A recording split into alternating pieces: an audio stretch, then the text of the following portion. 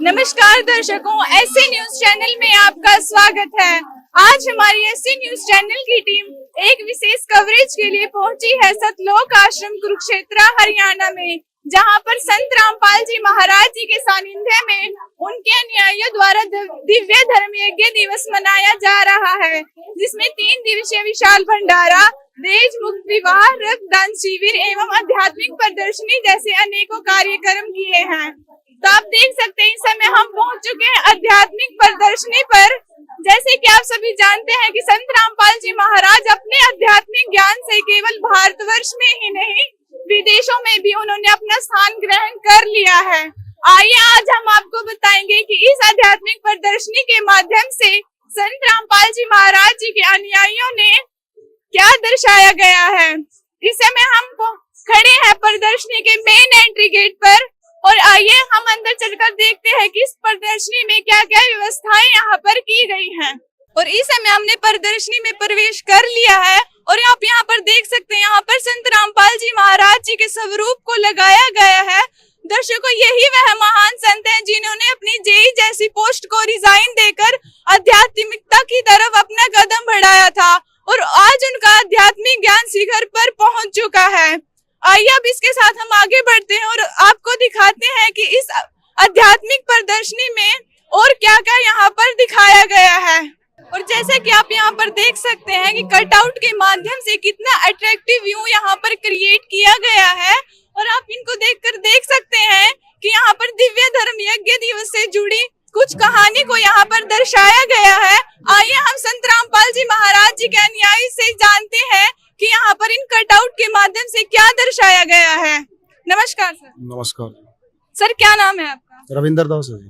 जो सर यहाँ आध्यात्मिक प्रदर्शनी की व्यवस्था की गई है और यहाँ पर कितना अच्छा व्यू यहाँ पर क्रिएट किया गया है, तो सर यह क्या दर्शा रही है? आप हमारे दर्शकों को इसके बारे में क्या बताना चाहेंगे? देखो, संत रामपाल जी महाराज की तरफ से जो दिव्य धर्म यज्ञ का ये भंडारा चल रहा है, तो उसी को दर्शाने के लिए सारे कटआउट लगाए गए हैं। ये जो दिव्य धर्म यज्ञ का जो भंडारा है क्या हमारे बताता है और गुरु जी ये क्यों करवा रहे हैं, ये सारे कटआउट हमें वही बताते हैं। जैसे कि इसमें ऊपर लिखा भी हुआ है कि परमात्मा बंदी छोड़ कबीर साहिब ने उस टाइम की जो घटना हुई है उसी को दर्शा रहे हैं। ये उस टाइम जो मुसलमानों के जो धर्म गुरु थे शेख तकी, इन्होंने कबीर साहिब को झूठा बताने के लिए या उनको परेशान करने के लिए उनके नाम से झूठी चिट्ठियां जो है सारे समाज में फैला दी थी और उनमें ये लिखा गया था कि भाई कबीर जो है वो एक भंडारा करेंगे और जिसमें सभी को आना है, उसमें भंडारा करना है और उसमें दोहर और मोहर, जितनी बार भी जो भगत जन भंडारा करेंगे उनको मोहर और दोहर दी जाएंगी। अब अगले कटआउट पे हम लोग चलते हैं। उस टाइम का जो मुसलमान जो शासक था ये सिकंदर लोधी, ये जो दूसरा आप देख रहे हो ये धर्म गुरु उनका, इन्होंने जब ये चिट्ठी जो है राजा को दिखाई कि ऐसे ऐसे कबीर साहब ने भंडारे का निमंत्रण भेजा है, तो राजा ने कहा कि भाई ये हम सब इसमें चलेंगे। इसमें यही दर्शाया गया है। आगे जो कटआउट है ये चर्चा जब पूरे समाज में चली, जब ये चिट्ठी हर जगह गई तो पूरे समाज के जो साधु संत थे उन्होंने भंडारे में आने के लिए चर्चा हुई और ये रविदास जी, ये इनको जब पता लगा कि ऐसे ऐसे भंडारे की चिट्ठियां करके काशी में साधु महात्मा इकट्ठे होने लगे हैं, तो इस कटआउट में यही दर्शाया गया है। इस चिट्ठी के पूरे समाज में जाने के बाद जगह जगह से साधुजन जो है काशी में आने शुरू हुए और बहुत सारे लोग काशी के अंदर एकत्रित हो गए थे। तो फिर जब पता लगा कि जो रविदास जी थे वो कबीर साहब के पास गए, उन्होंने कहा कि मालिक आपके नाम से किसी ने ना झूठी चिट्ठियां, भंडारे की झूठी चिट्ठियां बांट दी हैं और जिससे बहुत सारे साधु जन जो हैं काशी में आ गए हैं। तो परमात्मा जो अगले कटआउट में आप देखोगे इसमें केशव का रूप बनाकर, बंजारे का रूप बनाकर जो दर्शाया गया है, इसमें ये सतलोक से आए थे 9 लाख बैलों की जोड़ी और ये सारा भोजन और ये केशव भंडारा जो केशव जो है ये सतलोक से आए थे, इस भंडारे का पूरा सामान लेंगे। अब जो अगले कटआउट में है ये जो सेवक हैं, जो ये सतलोक से आए सेवक हैं, ये भंडारे के सामान के साथ जो इनके हाथों में जो मटके दिखाए गए हैं इनमें जल है। ये जो कटआउट है इसमें काशी के अंदर सारे आए हुए साधु महात्मा भंडारा करते हुए नजर आ रहे हैं और जो सतलोक से आए हुए जो भगत जन थे वो सभी को भंडारा करवा रहे हैं। ये जो केशव है, जो केशव बंजारा है, ये साधु संतों को भोजन के बाद एक दोहर और एक मोहर दे रहे हैं, जिसमें जैसे कि दर्शाया गया है उनके हाथ में एक कंबल और दूसरा वो जो सोने के सिक्के हैं, जो मोहर थी सोने की, वो भक्तजनों को भंडारे के बाद वो देते हुए दिखाए गए हैं। और ये अगले कटआउट में जैसा कि आप लोग देख रहे हैं, इसमें रविदास जी और कबीर परमेश्वर अपनी झोपड़ी के अंदर बैठे हुए थे, और जैसे ही भंडारे की चिट्ठी का पता लगने के बाद सिकंदर लोधी जब काशी से में आते हैं तो वो उनसे मिलने के लिए जाते हैं कि परमात्मा आपने इतना बड़ा भंडारा किया है, इतना बड़ा, इतने साधु जन आए हैं, तो इसी उपलक्ष्य में वो उनसे मिलने के लिए आए कि मालिक भंडारा चल रहा है और आप भंडारे में आके अपने भक्तजनों को अपने दर्शन दें।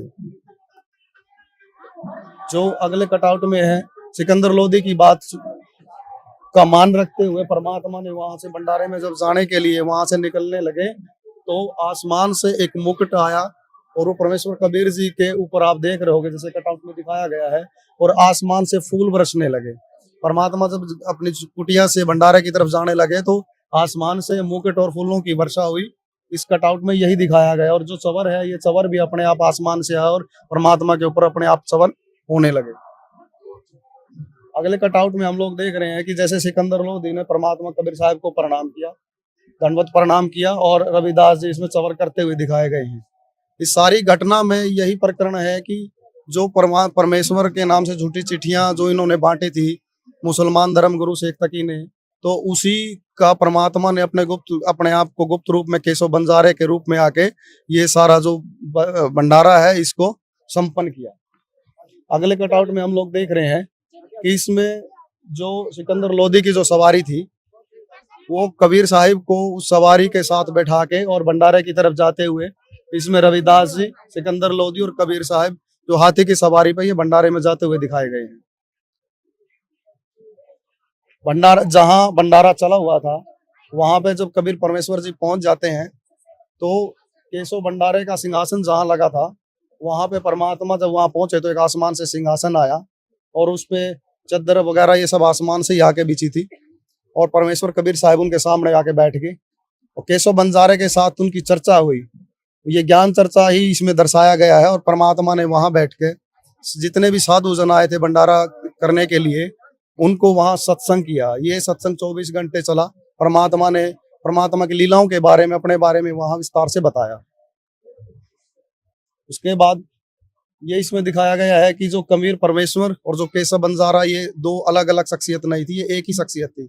इसमें आप देख पा रहे होंगे कि जो केशव बंजारे का जो स्वरूप था वो कबीर परमेश्वर जी के अंदर ही समा गया, और सिकंदर लोधी जी यहाँ खड़े हैं, और साधु संतों ने भी, भक्तजनों ने भी ये लीला परमात्मा की देखी।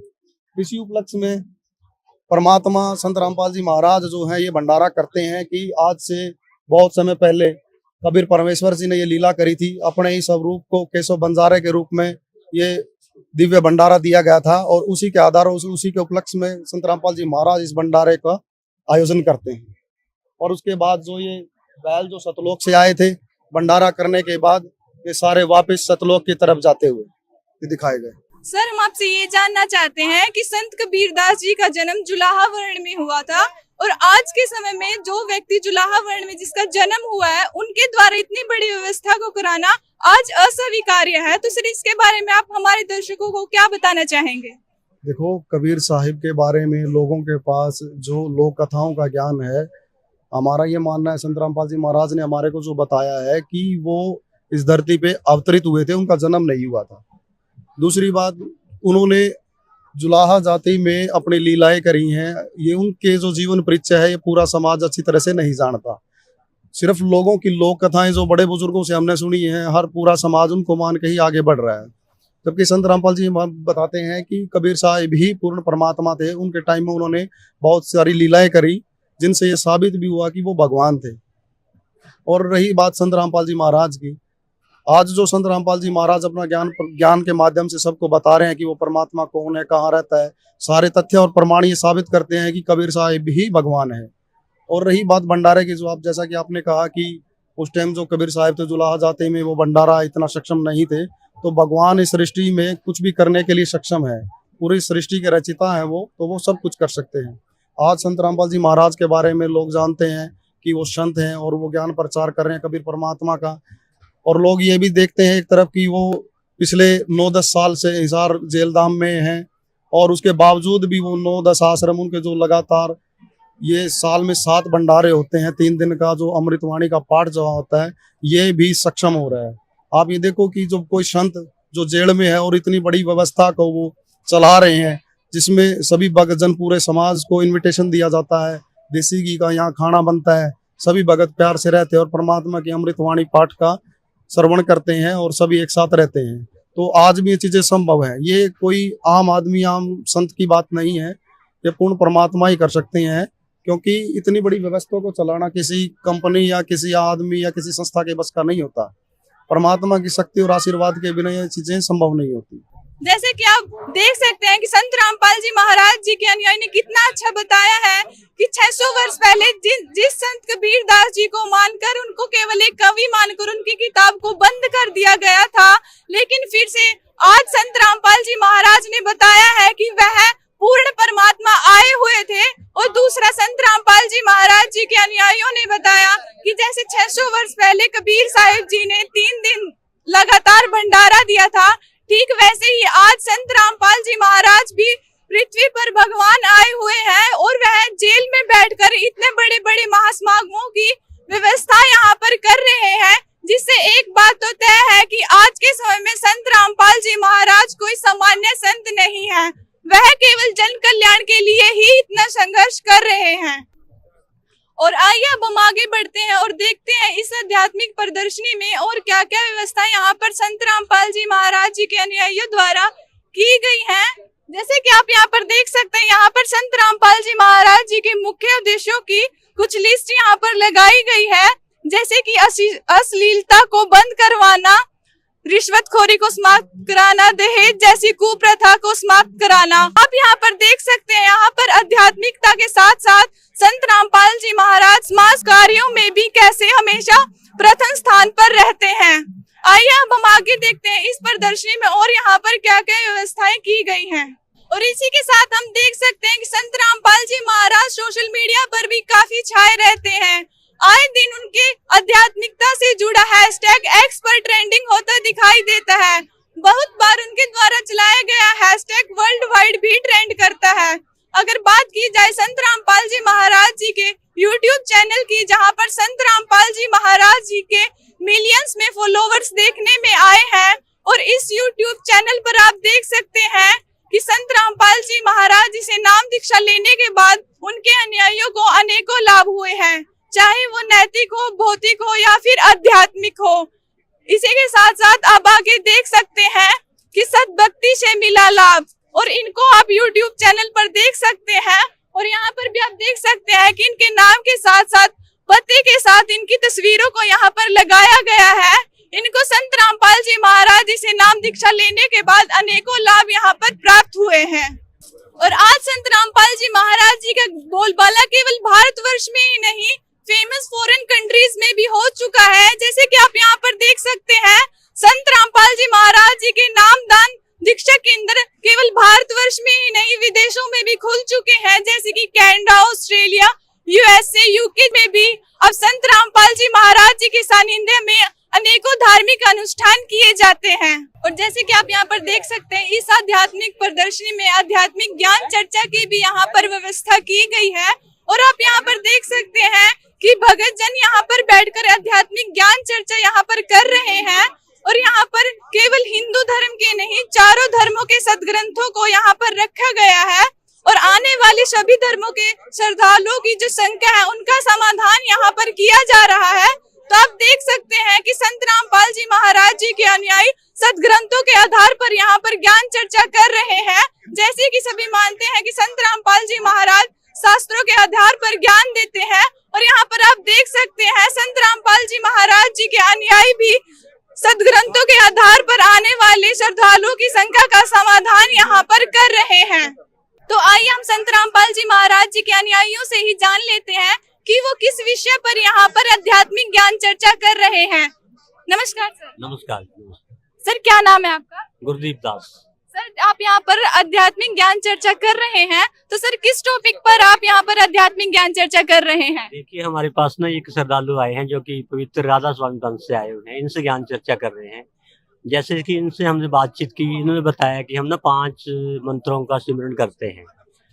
तो उनमें से एक मंत्र अभी हम डिस्क्लोज कर रहे थे हमारे साथी है कि एक ओमकार मंत्र होता है, ओम जिसको बोलते हैं। तो हम इनसे पूछ रहे थे ओम मंत्र किसका है, तो ये बता नहीं पा रहे थे। इनको गीता में प्रमाणित कर रहे हैं भी ओम किसका मंत्र है।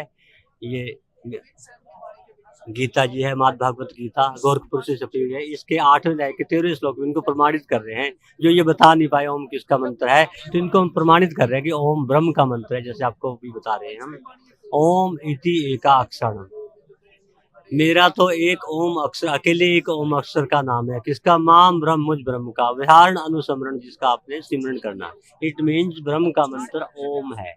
जिसे आपसे पूछा था ना ओम किसका मंत्र है, आप बता नहीं पाए, तो ओम मंत्र है ब्रह्म का। ये कहता है या प्राप्ति तजम देनम, जब तक आपका सिर नहीं छूटेगा आपको मर्यादा में रहना पड़ेगा। तो इससे क्या होगा? सह याति माम परमाम गति, तो इस वाला आपको मोक्ष मिल जाए। लेकिन ब्रह्म की साधना से भी पूर्ण मोक्ष नहीं होगा, क्योंकि अगले श्लोक में देखो क्या कह रहे हैं ये, अहम ब्रह्म भुवनात् लोका पुनरावर्ती तु अर्जुना, मेरे ब्रह्म तक के जितने भी लोग हैं वो प्रलय में हैं, विनाश में हैं।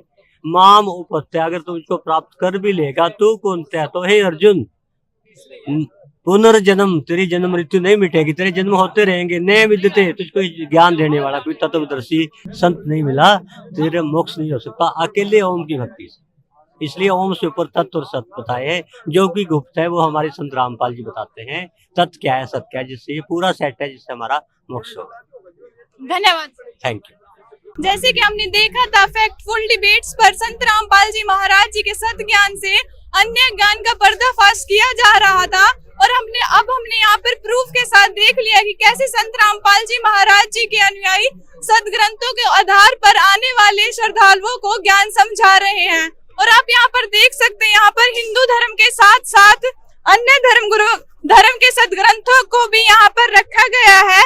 जैसे कि संत रामपाल जी महाराज बताते हैं कि हिंदू मुस्लिम सिख ईसाई सब एक है, कोई अलग नहीं है।